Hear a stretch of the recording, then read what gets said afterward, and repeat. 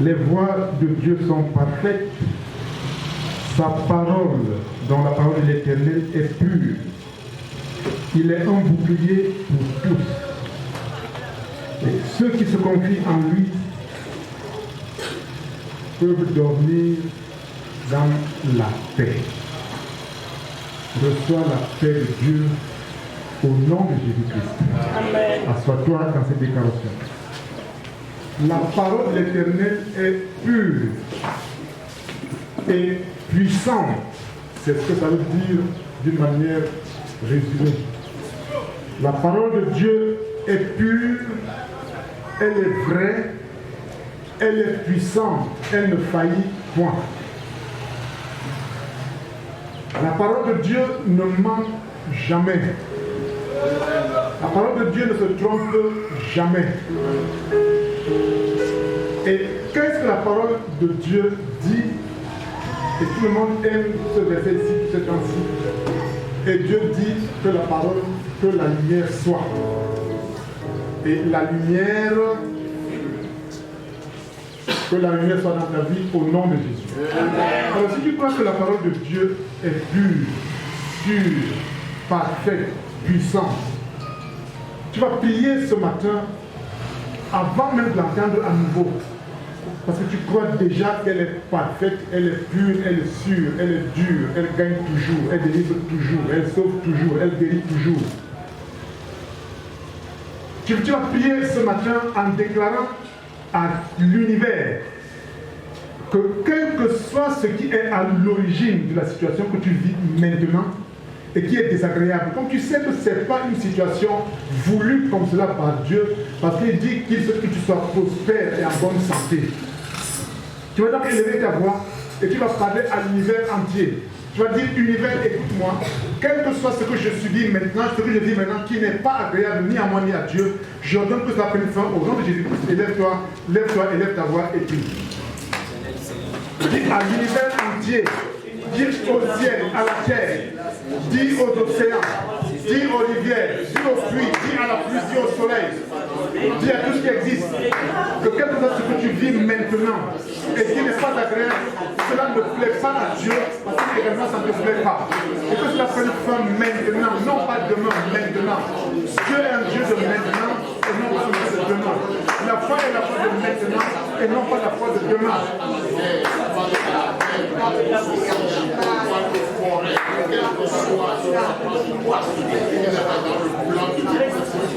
Dieu est un Dieu de tout de suite.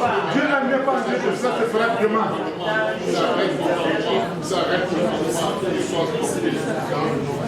De manière précise, parle à ta situation. La situation qui t'embête le plus. Parle pas de cette situation ce matin. Et dis à cette situation, comme la parole de Dieu est pure, sûre, vraie, dure, guérissante et qu'elle te délivre. Tu as pris fin dans la vie, dans le nom de Jésus. Élève ta voix, parle à la situation et dis que maintenant c'est terminé. Fais-le avec foi. Ne répète pas seulement comme un volontaire parce que j'ai dit. Dis-le avec foi.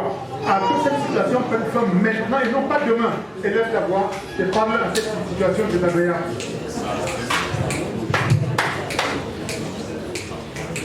Est-ce une maladie?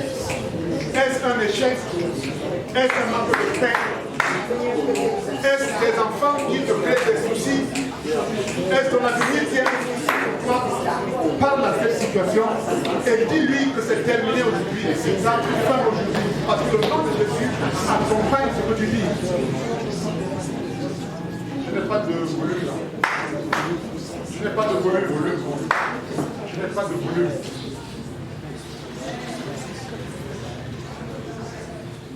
La parole de Dieu dit qu'il t'a appelé et il t'a établi. Pourquoi?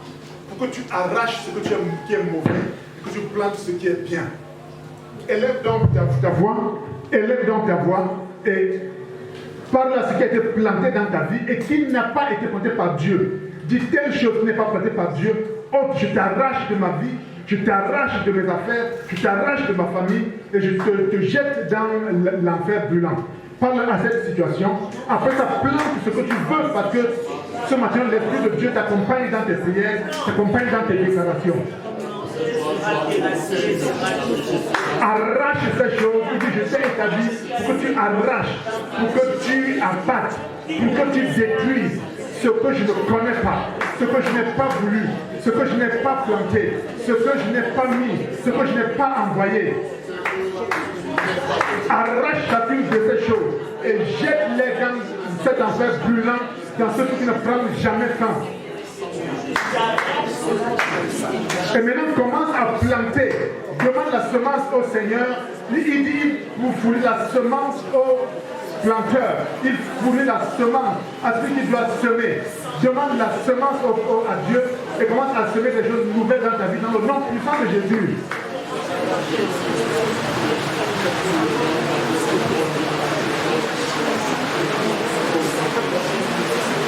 Tu vas changer tes paroles personnelles. Il y en a qui ont l'habitude de dire, moi je suis venu accompagner les autres. Il y en a qui ont l'habitude de dire, moi je n'aime qui pour être ce qu'on dit. Donc tu vas changer ces paroles, tu vas dire à tes propres paroles sorties de ma bouche, quelle que soit l'année, paroles sorties de ma bouche contre moi-même, pour me maudire, pour me limiter, pour m'empêcher d'avancer, pour me placer comme un échec. Je te révoque ce matin. Parle donc à ces paroles-là, révoque ces paroles. Il y en a qui disent chaque fois que moi j'arrive, c'est comme ça que ça se produit. Révoque tes propres paroles qui ont été dites pour te limiter, pour te détruire, pour t'empêcher d'avancer. Change tes paroles. Révoque tes paroles. Annule tes paroles. Et commence à dire des paroles nouvelles. Parle d'une manière nouvelle. Parle d'une manière révolutionnaire. Parle comme un homme. Parle comme un homme qui veut la bénédiction. Parle comme un homme qui est béni. Parle comme un homme qui veut la grâce de Dieu. Parle comme un homme qui a la grâce de Dieu.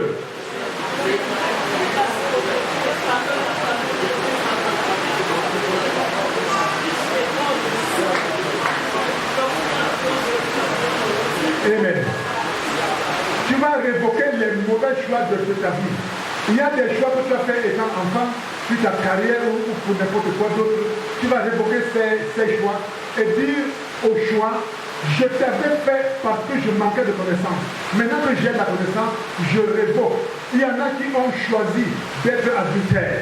Il y en a qui ont choisi d'être menteurs. Il y en a qui ont choisi des choses de ce genre. Révoque dans ce choix, change ce choix, et puis donne-moi un choix meilleur à la place. Élève ta voix et prie pour ces choix que tu as effectués.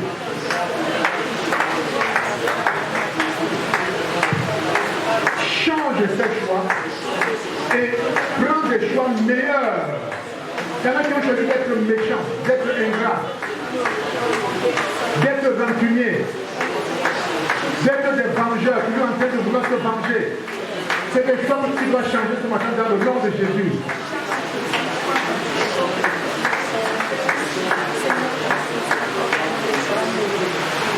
Amen. Il y a des choses qu'on ne choisit pas. Dieu a choisi et ça ne t'arrange pas. Tu n'as pas choisi d'être le frère d'Antoine, ou le frère de Georges, ou le frère de Jean. Mais Dieu a déjà fait ce choix. Or, ce choix te pose des problèmes dans la vie. Tu dois dire à Dieu, comment on ne peut plus changer ce choix, qu'il le rend meilleur. Il a choisi que Jean soit ton frère, ou ton mari, ou ton épouse, et vous ne vivez pas en paix. Parle maintenant à Dieu, dis-lui ce choix, rends le meilleur pour moi, élève ta voix, demande à Dieu de rendre ce choix meilleur pour toi. On est marié et on vit un calvaire dans son mariage. On est des frères et des sœurs, on vit un calvaire dans cette confraternité-là. Rends ces choix meilleurs, rends-les meilleurs dans le nom de Jésus. Et tu vas dire maintenant, quel que soit l'endroit où Satan t'a connecté, pour que ta vie soit un échec, pour que la vie de ta famille soit un échec, pour que les grâces de Dieu ne te retrouvent pas, quel que soit l'endroit où on t'a connecté. Il y a la lumière ici parce que le fil est connecté à la source d'électricité. Donc tu vas dire là où je suis connecté et qui n'est pas bien, là où Satan a choisi de me connecter, je me déconnecte dans le nom de Jésus. Élève ta voix et déclare ta déconnexion dans cette connexion qui détruit ta vie, qui détruit la vie de ta famille, qui détruit tes finances.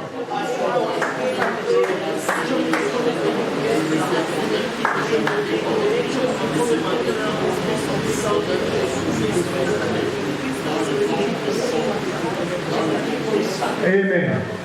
Tu vas prier encore pour tes propres paroles.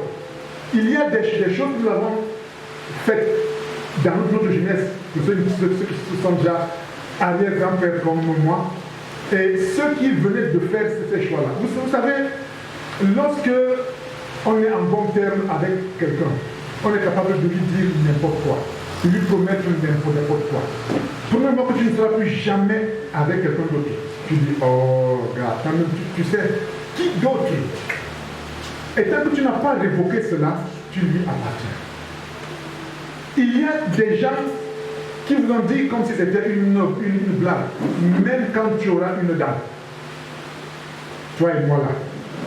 Vous ne savez pas ce qu'ils sont allés faire. Tant que tu n'as pas révoqué ces paroles-là, tu seras toujours en ligne de mire pour qu'ils te retrouvent. Il y en a qui ont fait des promesses et qui n'ont jamais tenu et qui ont détruit des vies. Tu vas élever ta voix, tu connais toi-même les paroles que tu as eu à dire ou que tu as dit à l'époque là. Et surtout, il y a un moment là que même si on demande quoi aux gens, ils disent même s'ils ne parlent pas, ils disent Donc, si tu as eu à prendre des décisions à des moments clés où tu ne peux pas dire non, tu vas dire élève ta voix et renverse tous ces choix, parce que c'est des choix contraints. On t'a forcé à choisir cela. Élève ta voix et refuse ces choix du passé. Change-les dans le nom de Jésus. Tu es en prière.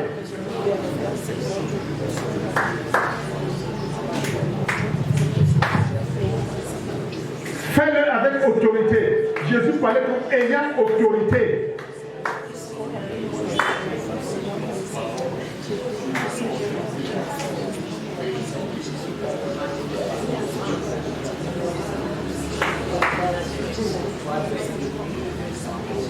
Change avec le même entrain que le jour que tu promettais.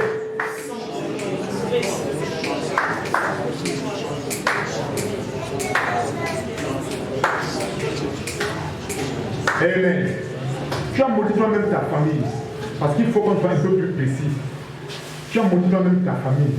Oh, quelle malchance que je suis né dans quelle famille même comme ça. Parce que tu étais en colère. Tu as maudit ta famille. Job même avait maudit le jour que Dieu a créé. Il dit, je maudis le jour que mon père, ma mère m'a conçu. Il dit, je le maudis. Parce que quand tu es dépassé par les événements, tu peux dire n'importe quoi. Donc toi-même tu as maudit ta famille. Toi-même tu as maudit tes enfants. Toi-même tu as maudit ton mariage. Oh, les femmes ont eu des maris. Regardez la qualité que c'est indépendant. Donc toi-même tu vas vivre avec, mais tu commences par maudire. C'est un peu comme quelqu'un qui est sur un pont, sur le pont du Voulou. Au milieu du pont, il lance une bombe. Comment il va faire pour atteindre l'autre bord? Donc il y a des choses, ça c'est même quel travail ça. Les gens ont trouvé le bon, regardez. Oh, Dieu t'a donné ce travail parce que c'est un tremplin pour aller ailleurs. Élève ta voix, tu sais les choses que tu as eu à maudire. Tu as même maudit ton frère. Élève ta voix et change cette malédiction en bénédiction. Tu es en prière au nom de Jésus. Parfois tu as maudit dans ton cœur. Les enfants maudissent toujours les parents dans le cœur. Regardez moi le vieux père là. Vraiment, il dérange. Mon père là, il est nuisible. Donc tu le scelles à ce qu'il soit nuisible. Il est. Même si tu as maudit dans ton cœur, tu as scellé dans ton cœur, change-les maintenant. Et puis quand tu crois dans ton cœur là, et quand tu parles alors, ça devient plus fort, ça devient plus puissant. Donc parle même ce que tu as pensé dans ton cœur.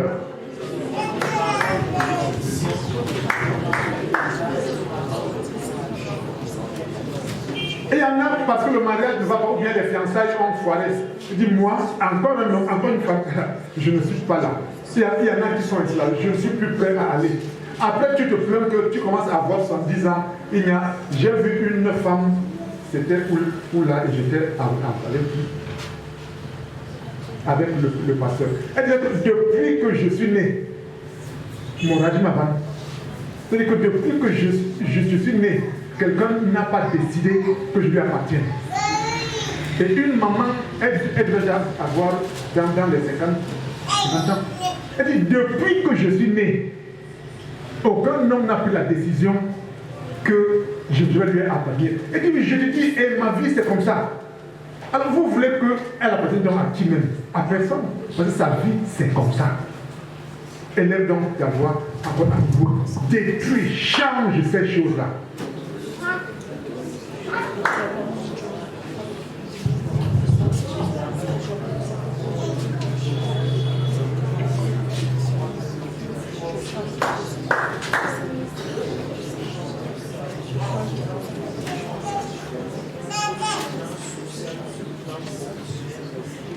Amen. Si tu crois que Dieu t'a écouté et qu'il t'a exaucé, rends grâce à Dieu ce matin. Dis-lui merci. Parce que toi qui ne vaut pas grand-chose, il a pris la peine de te localiser ce matin, de te regarder ce matin, de t'écouter ce matin, d'essuyer tes larmes ce matin, de laisser que tu poses ta tête sur son épaule ce matin. Et lève donc ta voix et rends grâce au Seigneur dans le nom de Jésus. Et maintenant, acclame ce grand Dieu-là. Acclame Dieu pour ce qu'il est, acclame Dieu pour ce qu'il a fait, acclame Dieu pour ce qu'il a fait. Alléluia. Assois-toi dans le nom de Jésus. Nous avons dit que la parole de Dieu que nous avons employée ce matin, elle est pure, elle est puissante. Et ce n'est pas moi qui dis, c'est ce que nous avons lu. Dit la parole de l'Éternel est pure. Ses voies sont parfaites. Or, les voies de l'Éternel sont indiquées par sa parole.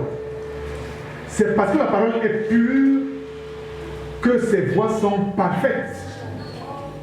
Et c'est parce que ce qu'on trouve là-bas est parfait que ceux qui croient en lui ne le regrettent jamais. Que ceux qui croient en lui trouvent toujours une solution quelque part. Elle peut ne pas vous plaire pour le moment, mais elle vous plaira à l'arrivée. Lorsque le courant ne passe pas dans les immeubles ministériels là-bas en ville, et qu'on a un rendez-vous avec le directeur des forêts, par exemple, au 17e étage. On monte les 17 étages. Vous voyez un peu le nombre de centaines de marches qu'on doit gravir. Ce n'est pas guère.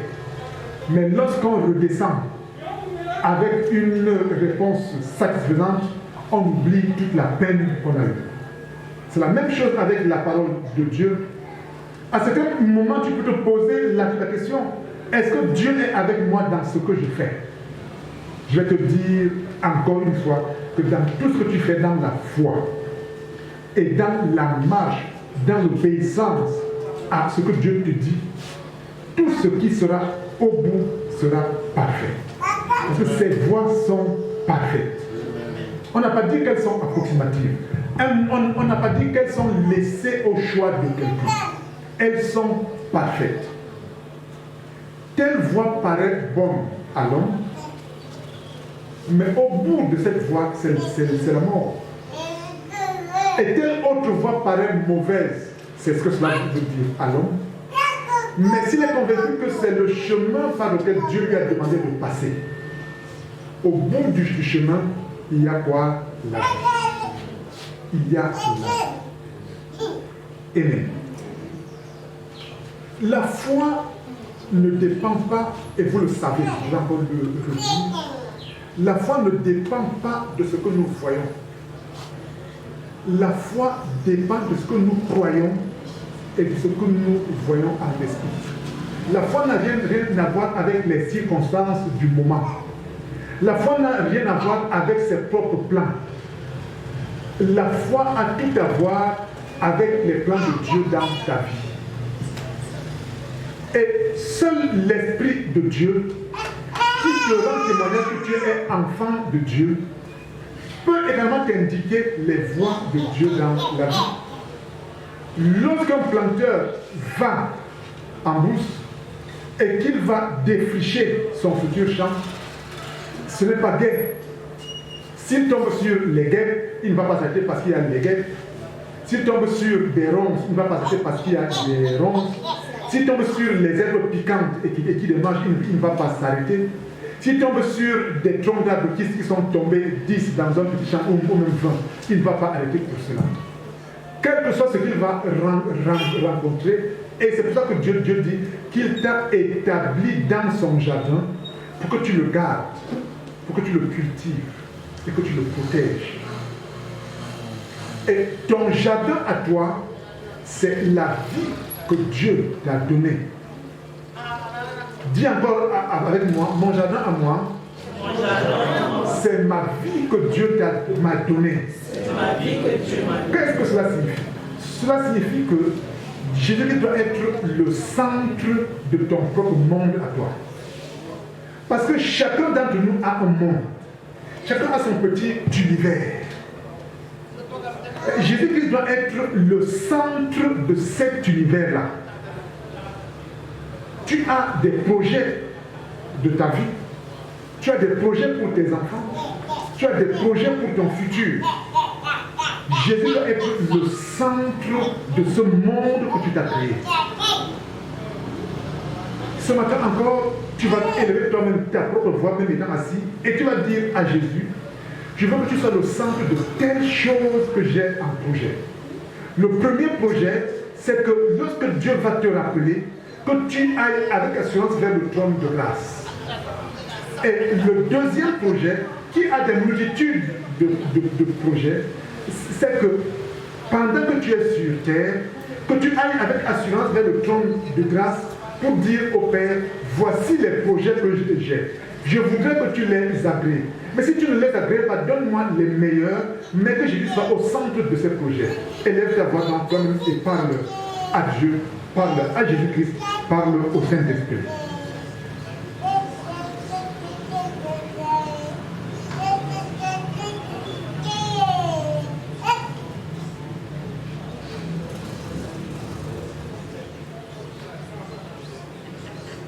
Jésus est avec nous comme le quatrième pied de la table de notre vie. Dieu dit, je dresse devant toi une table. Je dresse devant tes ennemis une table. S'il dresse devant toi, il dresse également devant tes ennemis. S'il dresse devant tes ennemis, il dresse également devant toi. Sur cette table, apporte-moi tes problèmes. Apporte-moi tes projets.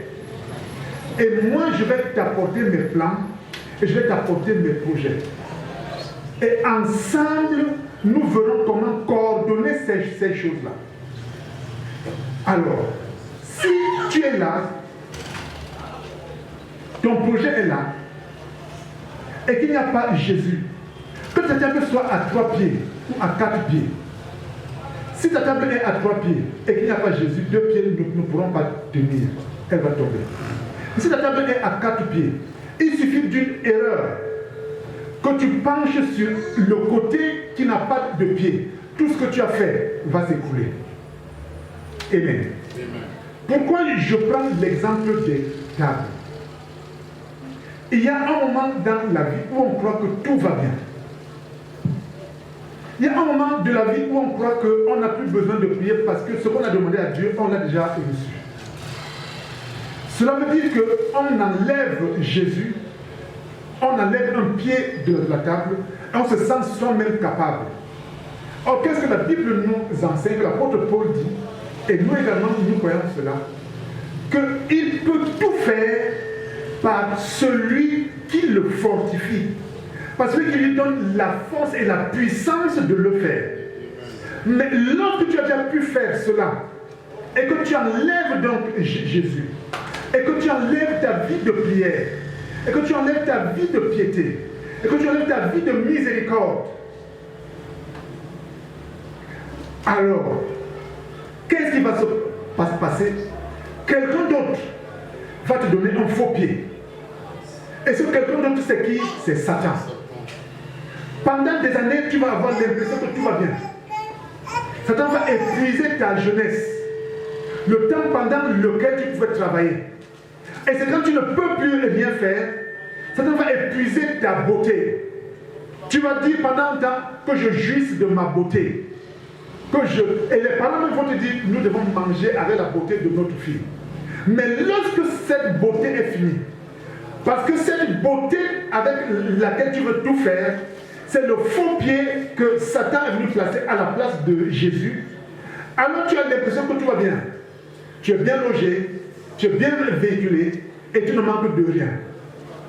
À un moment donc, Satan enlève le pied d'en bas et il vient s'asseoir là où il n'y a pas le pied. Et qu'est-ce qui se passe? Tu tombes. Et à ce moment-là, qu'est-ce que la majorité fait? Tu commences à maudire Dieu. Oh Seigneur, qu'ai-je fait pour mériter ça? Maudire Dieu, c'est murmurer contre Dieu. Qu'ai-je fait pour mériter ça? Nous voyons comment Job a failli être induit en une erreur par son épouse qui lui disait, maudis-moi ton Dieu là et meurs. Pourquoi il disait ça à Job? Ce n'était pas pour abréger les souffrances de Job. C'était pour abréger ce qu'elle qualifiait elle-même comme étant une souffrance. Qu'est-ce qui se passait avant? Tant que ton mari était vivant, et c'était respecté chez ces gens-là, tant que ton mari était vivant, tu ne pouvais pas contacter un autre mari, un autre mariage. Et il n'était pas évident pour l'épouse d'un homme de la trempe de Job de trouver un autre époux quand Job vivait. Alors, qu'elle voulait dire à Job? Tu me barres la route. Tu es placé devant moi. Donc dégage et laisse-moi faire ma vie. Ta vie est finie. Lorsque Jésus est le 4e pied de ta table, quelle que soit la bourrasse qui va arriver, Satan ne pourra jamais appuyer sur ce pied pour que ce que tu as tombé. Il pourra faire bouger la table. Et quelques éléments de la table pourront tomber. Mais Dieu dit, quand il tombe, je te restaure dans le nom de Jésus. Il dit, lorsque Satan, c'est pour ça qu'il dit, quand bien même tu traverses le feu, il ne te brûle pas. Quand bien même tu traverses des eaux en furie, il ne te submerge pas, il ne te noie pas. Amen. Tu vas élever ta voix encore aujourd'hui et tu vas supplier Jésus. Supplier comme lorsque tu vas voir quelqu'un étant désespéré et que tu sais que c'est lui qui a la solution à ton problème. Tu vas supplier Jésus que là où tu l'as enlevé comme 4e pied, qu'il vienne et qu'il reprenne sa place. Élève ta voix et supplie Jésus pour qu'il prenne sa place de 4e pied de ta table parce qu'elle est surchargée et Satan est conscient. Parle à Jésus. Supplie Jésus. C'est Jésus qui dit, quel que soit le cas, même jusqu'à la fin du monde, je ne vais jamais t'abandonner. Il dit, c'est moi le tronc. Et tu es la branche. Aucune branche qui n'est liée au tronc ne peut fleurir. À plus forte raison, produire du fruit.